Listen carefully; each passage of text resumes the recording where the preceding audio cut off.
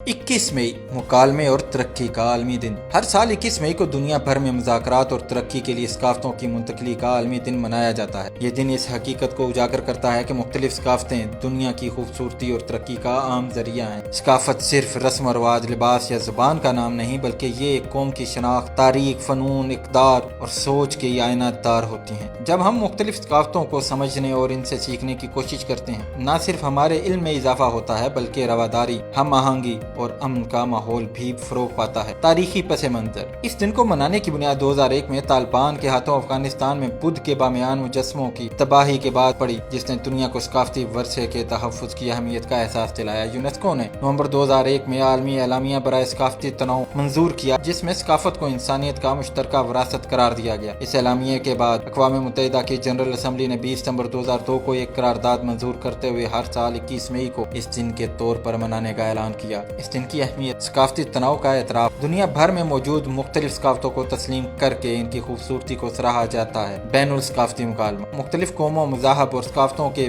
दरमियान बातचीत को फ़रोग देना ताकि तनाज़ात को कम किया जा सके। पायदार तरक्की में किरदार, सकाफती तबादला तालीम, मईशत और समाजी हम आहंगी में मुस्बत किरदार अदा करता है। अमन का फ़रोग, जब लोग एक दूसरे की सकाफत को समझने और इज्जत देते हैं तो अमन व आशती की राहें हमवार होती हैं। इस दिन के अहम पैगामात, हर सकाफत को बराबर इज्जत दी जाए, मुख्तलिफ कौमों और मज़ाहिब के दरमियान अफ़हाम व तफ़हीम और बातचीत को फ़रोग दिया जाए, सकाफती वर्से को महफूज रखा जाए और नई नस्ल को इससे रोशनास कराया जाए। तरक्की की राहों में सकाफत को रुकावट नहीं बल्कि ताकत समझा जाए।